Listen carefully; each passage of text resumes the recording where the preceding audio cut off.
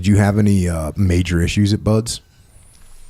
I don't think so. Physically, I held up pretty good because you have to know when to go and know when to hoe, right? And you had to be clandestine when you're hoeing, right? Because you get an instructor seeing you hoeing, and then he's going to turn you into a go-go, right? You're going to go to the surf, right? So, but I did have a one thing that drown proofing.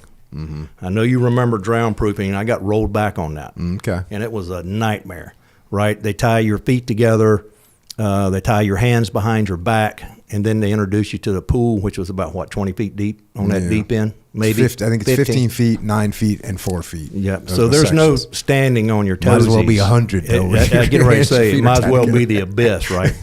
So doing that, I mean, I did it. I mean, I would come undone. I would get out of the ropes behind my back somehow. I don't know how I did it. You mean like panicking scenario? Yes. Like you were freaking out? Anxiety. Bad anxiety. And I did that like 3 times in a row. I came out of those ropes, and that one instructor said, "You will never come out of this knot." He said, he said, "Get your ass back in the water." So I go back in the water, and I get halfway down the pool. We're doing the dolphin kick. And I came out of them again.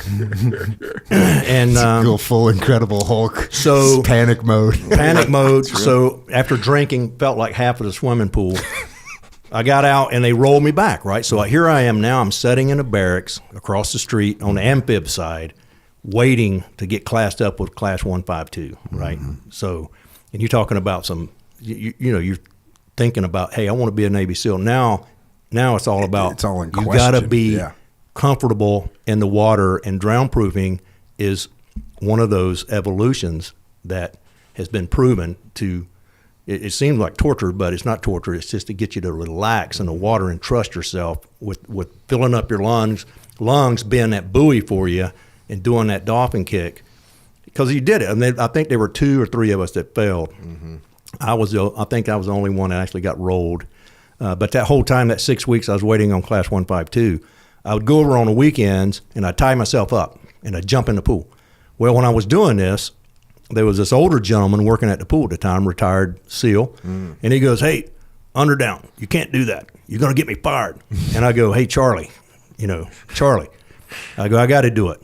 I said, I'm getting ready to go through this again, and I said, I'm not failing this. So I'd get in there, and I said, "Hey, just get your little," he had a little hook on the end of a pole. If needed. And if needed, he could pull my drowning ass out of the water, right? But we didn't need it. I just kept doing it. Charlie kept telling me, no, you can't do this. It's, you're going to get me fired. And I just worked through it. And I remember the evening that we did drown proofing when I was in 152. And I was like, man, I was leading up to this, right? I said, I've got to do this. I got to get through this. Passed it the first time because I was totally relaxed and had the confidence to do that evolution, which is you start in the deep end. You dolphin kick all the way down to the shallow side of the pool. And this is a 50-meter, right? 50-meter pool. And then you turn around and you come all the way back down, and then you had to do an amount of little ups and downs, right? Yeah. Ups and downs. And then once the instructors are confident that you finished doing what you needed to do, boom, you're out of the pool, you passed. So I passed, and I got out. And I remember we were doing an evolution, and we were down on the steel pier over at amphib side, right? And we're on our backs, we're doing flutter kicks. And of course, then again, you got your name stenciled across your chest. Was this Hell Week going on? I think it was Hell Week. Steel pier is definitely, that's like part of Hell Week. It was a part of Hell Week, right? And I remember, you may remember this, we had a lieutenant, thinks it's Thompson, but he had these glasses, mirror glasses, right? He looked like somebody off of the movie of what's Steve McQueen? What's that movie? Shaking the Tree Boss. You remember what I'm talking about? Where you eat all those eggs? Classic movie. Yeah. What is it? Well, he looked like that guy. One of the failure to communicate. Failure. Yeah. What we have here is a failure to communicate. Well, that guy looked like him. Right? He looked like that prison guard, and he says Underdown, and he's looking right down at me with them glasses, and I look up at him and I go, "Oh, here's LT."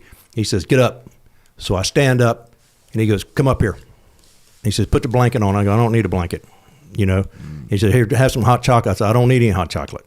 And he said, "Let me tell you something. Let me tell you a story." And he starts to talk, and he's looking off into the distance, looking across the bay. And he's looking down at me, and he goes, "I'm disgusted. And I'm like thinking, you know, what the heck's he discussing about, right? I ain't done anything. You know, I ain't done anything wrong. He goes, I have this neighbor. My neighbor's name's Charlie. And I go, uh-oh, here we go. He says, Mr. Charlie told me we had an individual, a candidate, who was going over to the pool on the weekends and tying himself up and jumping in. That's totally illegal. You cannot do that. Charlie may lose his job. He says, do you know what I'm talking about? And I look up at him, I go, yes, sir. And he says, guess what? And I go, what? And he goes, I like it. It shows that you got a little bit of fire. He says, you may make it. He says, you may get through this. And he said, now get your ass back down on the pier and join your class. And I went, hoo-yah, hoo-yah. Good times. But that was scary, right? And they would always do that, right? Where they're blowing smoke, and they're smoking cigars and blowing smoke in your face and telling you, in the unlikely event, until the day you make it. Like when you're getting ready to graduate, when you're lining up, they're like, well, hey, in the unlikely event that you graduate today, you're going to have this admin stuff done by the afternoon. I'm like, what else are these people going to do to me? Yeah. It's scary, though. Like, I failed pool comp.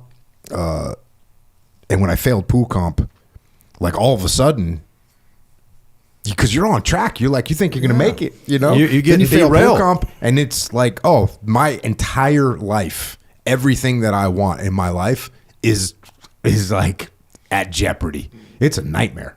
It's a lot of pressure. Like it's a crazy pressure. And you put it on yourself too, right? Oh, yeah, 100%. You know, because once you fail something, and you know, I talk to young men today that want to be a SEAL. You can't really prepare them for what they're going to go through. Yeah, you know, it's like a buzzsaw, right? Yeah. They just gotta face it, right? They gotta face the deal, right? Yeah, check. But so you graduate, and you go to orders to Team 1. Did you pick West Coast? I did. How come you pick West Coast? Being most guys, I mean, generally speaking, when guys are from the East Coast, they pick East Coast. When guys are from the West Coast, they pick West Coast. Well, growing up in North Carolina and then being out here in San Diego, Coronado, you're looking at these beautiful palm trees. I mean, it's beautiful, right? So I'm just like, you know what? I want to be somewhere that I haven't lived my whole life, right? So I chose West Coast. Right on. And got picked. You know. Now, did you know anything about